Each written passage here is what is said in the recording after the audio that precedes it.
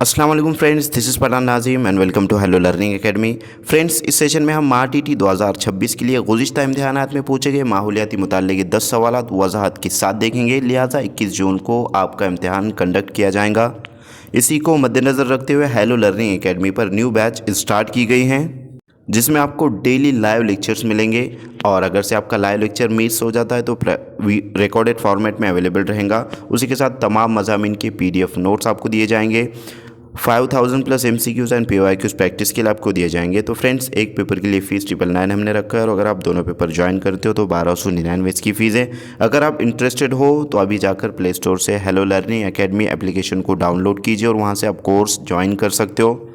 Otherwise अगर से आपको कोई इंक्वायरी करनी हो तो नीचे दिए गए नंबर पर व्हाट्सएप या कॉन्टैक्ट कर सकते हो। तो फ्रेंड्स, वक्त को ज़ाया ना करते हो, चलते हम क्वेश्चन की तरफ।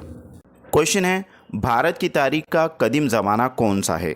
तो फ्रेंड्स, भारत की जो तारीख है उसमें क़दीम ज़माना लिहाजा कौन सा है? नंबर 1 है 8वीं सदी क़ब्ल मसीह से 10वीं सदी ईस्वी तक। नंबर 2 है पत्थर के ज़माने से 8वीं सदी ईस्वी तक। नंबर 3 पत्थर के ज़माने से 10वीं सदी ईस्वी तक। और नंबर 4 8वीं सदी क़ब्ल मसीह से 8वीं सदी ईस्वी तक। तो फ्रेंड्स, क़ब्ल मसीह किसे कहते हैं, सदी किसे कहते हैं, मुकम्मल वीडियो लेक्चर्स जो है तो क्लासेस में हमने एक्सप्लेनेशन के साथ बतलाया है। अगर से आपने क्लास ज्वाइन नहीं की तो जल्द से जल्द ज्वाइन कीजिए, और वक्त की नज़ाकत को मद्देनज़र रखते हुए फ्रेंड्स स्टडी के लिए स्टार्ट कीजिए। और यानी कि बहुत कम लिमिटेड वक्त बचा है तो जल्दी जल्दी जो है तो स्टडी स्टार्ट कीजिए। तो फ्रेंड्स, क्वेश्चन इस तरीके से कि भारत की तारीख का कदीम ज़माना कौन सा है? तो फ्रेंड्स, यहाँ पर करेक्ट जो आंसर रहेगा लिहाजा ऑप्शन नंबर 2 रहेगा कि पत्थर के ज़माने से 8वीं सदी ईस्वी का जो ज़माना है तो यहाँ तक के भारत का कदीम ज़माना कहलाता है। ऑप्शन नंबर 2 करेक्ट आंसर रहेगा। नेक्स्ट क्वेश्चन की तरफ बढ़ते, अगला सवाल है कि दर्ज झेल में से कौन सा बयान सही है? नंबर 1, हड़प्पा तहज़ीब को सिंध की तहज़ीब भी कहते हैं। हड़प्पा जो तहज़ीब है इसके ऊपर डेफिनेटली जो है तो क्वेश्चन पूछा जाता है। फ्रेंड्स, बहुत ही इंपॉर्टेंट सवाल है। एक एक मार्क हमारे लिए उतना ही ज़्यादा अहमियत का हामिल है जितना कि क्वालिफाइड के लिए जो है तो मार्क चाहिए होता है। 1 मार्क 2 मार्क से जो है तो स्टूडेंट्स अनक्वालिफाइड हो जाते, डिसक्वालीफाइड हो जाते हैं, फेल हो जाते हैं। तो लिहाजा एक एक मार्क के ऊपर हमको मेहनत करना है। बे हड़प्पा और मोहनजोदाड़ो दोनों मकामात पर मिलने वाले आसार में यकसा खुशियत पाई गई, लिहाजा ये भी जो तो दुरुस्त रहेगा। और हड़प्पा तहज़ीब को सिंध की तहज़ीब भी कहते हैं। नंबर जीम है कि हड़प्पा और मोहनजोदाड़ो वो दोनों शहर आज पाकिस्तान में है, तो लिहाजा ये भी करेक्ट है, आज वो शहर पाकिस्तान में है। तो यहाँ पर ऑप्शन नंबर 1 है सिर्फ अलिफ और बे। नंबर 2 है सिर्फ बे और जीम। नंबर 3 है सिर्फ जीम और अलिफ। और नंबर 4 है अलिफ बे जीम तीनों। तो फ्रेंड्स, यहाँ पर ये तीनों भी जो है तो करेक्ट है। इसके अकॉर्डिंग आंसर का जो नंबर रहेगा कौन सा सही रहेगा आपको कमेंट बॉक्स में कमेंट करना है। नेक्स्ट क्वेश्चन की तरफ चलते, अगला सवाल है कि इंसान के इर्तिका में अक्लमंद इंसान को किस नाम से जाना जाता है? Number 1 Homo habilis. नंबर 2 होमो इरेक्टस। नंबर 3 निएंडरथल इंसान। और नंबर 4 क्रोमेनॉन। तो फ्रेंड्स, यहाँ पर ये जो 4 चीज़ें आपको नज़र आ रही है, 4 ऑप्शंस नज़र आ रहे हैं कि इंसान के इर्तिका से के मुतालिक जो है तो पत्थर के ज़माने का जो इंसान है किस तरीके से उसमें चेंजेस हुए। तो यहाँ पर लिहाजा ये चारों ऑप्शन से रिलेटेड अगर आपको इन्फॉर्मेशन रहेंगी तो इस टाइप का इंसान के ऊपर अगर कोई भी क्वेश्चन आता है तो उसका आंसर आप रॉन्ग नहीं करोगे, यानी कि आप करेक्ट आंसर उसको जो है तो आपका यहाँ पर 1 मार्क कम नहीं होगा, करेक्ट जो है तो आंसर आप इसको लगाओगे। लिहाजा हम यहाँ पर ये चारों ऑप्शन के रिलेटेड जो है तो देख लेते हैं कि क्या क्या चीज़ें जो है तो इसमें हुई है। एक अक्लमंद इंसान तक आने का जो सफ़र है, इंसान के इर्तिका की जो मराइल है उसमें हम देखेंगे। तो फ्रेंड्स, ये वाला जो टॉपिक है हमारा इर्तिका, इसमें जो यहाँ पर इंसान के अजदाद है और उसके बाद अहम इर्तिका मराइल जो है तो ये नोट्स हमारी यानी कि कंप्लीट नोट्स है, इसमें तमाम तर चीज़ें वाज़ेह तौर पर बतलाई गई। लिहाजा एस्ट्रोलोपैथिक ये एक मरहला है जिसमें जो है तो इंसान बंदर और इंसान के दरमियानी शक्ल के था, और उसके बाद सीधे चलना उसने शुरू किया था, और दिमाग इसका छोटा था, लकड़ी और पत्थर के सादा औजार इस्तेमाल करने वाला इंसान था इस मरहले में, एस्ट्रोलोपैथिक में।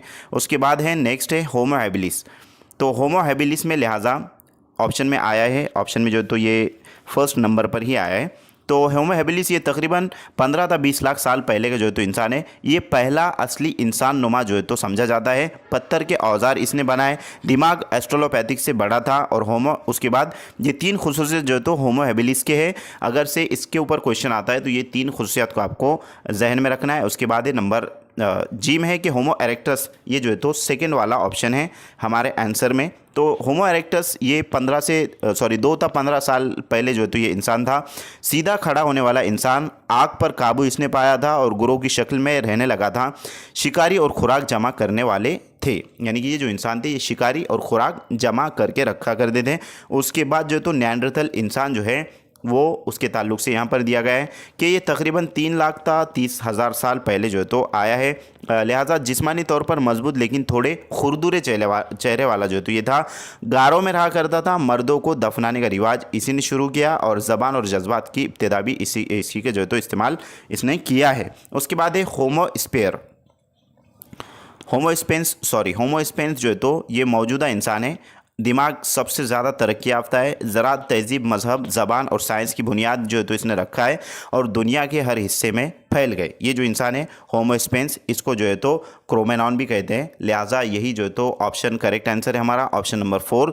तो यहाँ पर इंसान की ख़ास कुछ खुसूसियत दी गई है कि दिमाग की तरक्की, सोचने, बोलने और ईजाद करने की सलाहियत, सीधा चलना, दोनों हाथ आज़ाद हुए जिनसे औजार बनाए। उसके बाद ज़बान यानी कि कम्युनिकेशन का उसने स्टार्ट किया। समाजी ज़िंदगी यानी ग्रोह में रहने लगे और माशरा और तहज़ीब वजूद में आई। उसके बाद ये खुलासा दिया गया है। तो इस तरीके से जो तो इंसान थे, धीरे धीरे जो तो इंसानों का वजूद हुआ। ऐसा जो है तो यहाँ पर जो बैठे हुए आपको शख्स नज़र आ रहे हैं, ये एक माहिर यानी कि साइंटिस्ट है जिनका नाम जो है तो क्या है, चार्ल्स डार्विन है। इन्होंने 1859 में एक नज़रिया पेश किया था और उनकी जो किताब है on the origin of spacious, इसमें जो है तो उन्होंने मौजूदा जानदार पिछले लाखों करोड़ सालों में जो तरक्की उन्होंने पाई है, ये तमाम तर चीज़ें उन्होंने जो है तो इस बायोलॉजिकल एंड जियोलॉजी तरीके से जो तो उसने ये चार्ल्स डार्विन ने जो तो बतलाया है। लिहाजा ये इंसान से मुताल्लिक है। नेक्स्ट क्वेश्चन की तरफ हम जाएंगे। फ्रेंड्स, इस क्वेश्चन का करेक्ट आंसर है option number last. Next question है, दर्ज झेल में से कौन सा इलाका शिवाजी महाराज के स्वराज का हिस्सा नहीं था? तो शिवाजी महाराज ने जो स्वराज की बुनियाद रखी थी वो मैप है मुकम्मल तरीके से जो तो उसमें बतलाया गया है। लिहाजा कर्नाटक का बेलगाम, कारवार और धारवाड़। नंबर 3 है तमिलनाडु का वेलूर और लास्ट है मैसूर और मदुराई। तो फ्रेंड्स, शिवाजी महाराज के स्वराज का जो हिस्सा इलाका जो था, जो उनके हिस्से में नहीं था, यानी कि जहाँ पर स्वराज नहीं था, वो लिहाजा मैसूर और मदुराई है। Option number last correct answer रहेगा। जबकि कर्नाटक और बेलगाम, कारवार और धारवाड़, तमिलनाडु का वेलूर, ये तीनों जो है तो जो जगह हैं, जो मकामात हैं, ये इनके जो है तो इलाके शिवाजी महाराज के स्वराज का हिस्सा थे। लेकिन मैसूर और मदुराई ये हिस्सा नहीं था। इस वास्ते option number last correct answer रहेगा। नेक्स्ट क्वेश्चन है कि शिवाजी महाराज अपने माविनीन को नसीहतें कर रहे हैं, यहाँ पर जो तो नसीहतें कर रहे हैं, इस तरह की तसव्वुराती नज़्म किसने लिखी? Number 1 Mahatma Jyotiba Phule, number 2 Subramaniam Bharti, number 3 Rabindranath Tagore और नंबर 4 सरोजनी नायडू। रविंद्रनाथ टैगोर। तो फ्रेंड्स, यहाँ पर जो तो इस तरीके से जो तसव्वुराती जो नज़्म है वो लिहाजा सुब्रमण्यम भारती इन्होंने लिखी है। ऑप्शन नंबर 2 करेक्ट आंसर रहेगा। नेक्स्ट क्वेश्चन है कि अहद वस्ता के भारत का बहरिया किस सदी में कायम किया गया? नंबर 1 15वीं सदी में, नंबर 2 16वीं सदी में, नंबर 3 17वीं सदी में और नंबर 4 18वीं सदी में। तो फ्रेंड्स, अहद वस्ता का जो भारत है, इसका जो बहरिया है लिहाजा 17वीं सदी में स्टार्ट किया गया, कायम किया गया। ऑप्शन नंबर 3 करेक्ट आंसर रहेगा। नेक्स्ट क्वेश्चन है कि छत्रपति शिवाजी महाराज शिवनेरी, तो यहाँ पर ये मकाम पैदाइश जो तो दिया गया है, जो कि 4th स्टैंडर्ड की जो बुक है शिवाजी महाराज की, जो फर्स्ट पार्ट जिसको हम कहेंगे और सेकेंड पार्ट जो तो 6 या फिर 7th स्टैंडर्ड की बुक के अंदर है। तो यहाँ पर शिवाजी महाराज जो तो शिवनेरी किले में पैदा हुए। दूसरा या तीसरा सबक में जो तो ये है। और उसके बाद समर्थ रामदास जो है, ये जो तो कहाँ पैदा हुई? संतों की जो तालीमात है उसमें समर्थ रामदास लास्ट में है। और ये कौन से एरिया में पैदा हुए? तो यहाँ पर है सज्जनगढ़, उसके बाद है जाम्ब, उसके बाद है चापल और उसके बाद है शिवथरगल। तो ये भी जो तो हम इसको वाज़े तौर पर देख लेंगे। तो फ्रेंड्स, ये है संतों की तालीमात। इसमें इस नोट्स में जो तो तमाम तर चीज़ें हमने वाज़े तौर पर आपको बतलाया है। लिहाजा यहाँ पर चक्रधर स्वामी से रिलेटेड हैं, जो कि गुजरात में, ये तमाम तर चीज़ें उनसे रिलेटेड है। उसके बाद ये संत नामदेव, इनके ताल्लुक से पूछा जाता है, जो कि नरसी में रहने वाले थे और अभंगो जो है तो उन्होंने लिखे, भगवत धर्म फैलाया वगैरह वगैरह। और उसके बाद ये संत ज्ञानेश्वर यापेगांव के रहने वाले थे। सोपान देव और निवृत्तिनाथ इनके जो तो भाई थे और एक बहन भी जो तो उनकी थी, मुक्ताबाई था उसका नाम। ये बेसिक चीज़ है यहाँ पर। उसके बाद है संत एकनाथ से रिलेटेड भी पूछा जा सकता है। और संत तुकाराम, इनसे रिलेटेड भी जो तो आ सकता है। अब यहाँ पर आपको नज़र आ रहा है समर्थ रामदास से रिलेटेड, तो ये जो है तो इनके ताल्लुक से हम देखेंगे कि उसी ज़माने में महाराष्ट्र के कोने कोने में रामदास के नारे जय जय रघुवीर समर्थ की गूंज सुनाई देती थी। और मराठवाड़ा में रामनवमी के दिन गोदावरी के किनारे पर वाक़ एक गांव जान में उनका जन्म हुआ, जाम्ब। तो ये जो है तो गांव का नाम है। और रामदास का असली नाम नारायण था, उनका जो असली नाम था फ्रेंड्स वो भी याद रखना है, इस टाइप का क्वेश्चन पूछा जा सकता है। नारायण था, मगर वो खुद को राम का दास कहा करते थे। उन्होंने अपनी किताब दासबोध के ज़रिए लोगों को बड़े कीमती उपदेश दिए। उनकी किताब का नाम दासबोध है। अब उन्होंने जो तो कीमती उपदेश दिए, तो यहाँ पर जो तो हमने देखा है उनसे रिलेटेड। उसके बाद हम देखेंगे शिवाजी महाराज का जो बचपन है कि उनकी पैदाइश कहाँ हुई थी। तो यहाँ पर जो है तो शिवाजी महाराज का बचपन, ये जो टॉपिक है इसके अंदर जो है तो बतलाया गया है कि उनकी पैदाइश कहाँ पर हुई थी। लिहाजा शिवाजी महाराज का जन्म, तो यहाँ पर जो है तो इस पैराग्राफ में कि उस अफरा तफरी और भागदौड़, ये पूरा पैराग्राफ है। उसके बाद है कि जीजाबाई को कहाँ रखा जाए, तो अचानक उन्हें शिवनेरी किला याद आया। फिर उसके बाद जुन्नर के करीब जो है तो ये किला वाक़ है।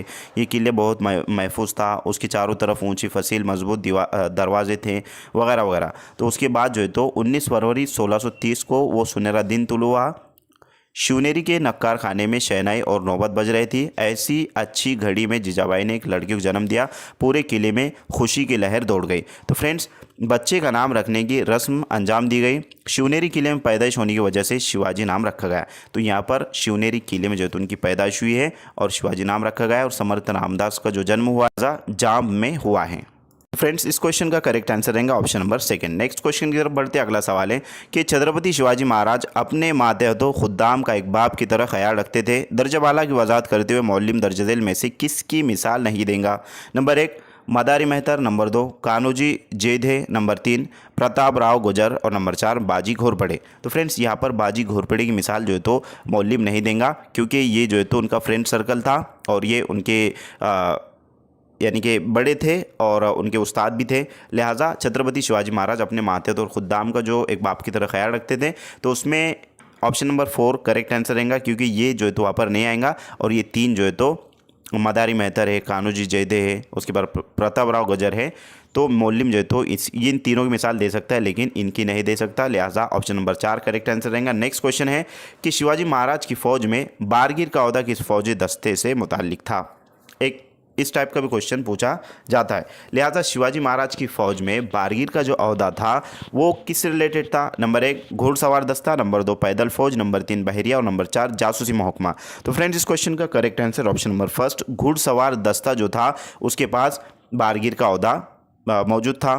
तो option number first correct answer रहेगा। नेक्स्ट क्वेश्चन है दस्तूर हिंद के मुताबिक दर्जदिल में से कौन सा मुतबादिल बुनियादी हुकूकों में शामिल नहीं है। तो फ्रेंड्स, बुनियादी हक हमको पता ही है कि मजहबी आज़ादी का हक है, तालीम और सकाफती हक है, दस्तूर जवाज़ का हक है, ये जो तो बुनियादी हक है। लेकिन हक राय दहिंदगी ये जो तो बुनियादी हक में इसका शुमार नहीं है। लिहाजा ऑप्शन नंबर 3 करेक्ट आंसर रहेगा। ये जो तो 18 साल उम्र कंप्लीट होने के बाद ही वोट दे सकते हैं इस तरीके से। तो हक राय दहिंदगी जिसको कहते हैं। लिहाजा मजहबी आज़ादी का हक हम सबको हासिल है, तालीम और सकाफती हक भी जो है तो हासिल है, दस्तूरी जवाज़ का हक भी हासिल है। तो इस टाइप का क्वेश्चन भी जो है तो दस्तूर से रिलेटेड पूछा जाता है। तो मैं उम्मीद करता हूँ कि आपको ये तमाम तर क्वेश्चन अच्छे समझ में आ गए होंगे। अगर किसी का कोई डाउट है, किसी को कोई क्वेश्चन करना है, तो ज़रूर जो है तो कमेंट बॉक्स में कमेंट कीजिए। अगर आपको वीडियो अच्छी लगे तो एक लाइक ज़रूर कीजिए और अपने फ्रेंड सर्कल में इस वीडियो को ज़्यादा से ज़्यादा शेयर कीजिए। मिलते हैं हम नेक्स्ट टाइम नेक्स्ट लेक्चर में। आज के लिए इतना काफ़ी है। Thank you for watching and listening my video. Thank you very much Indeed for your cooperation and have a nice day.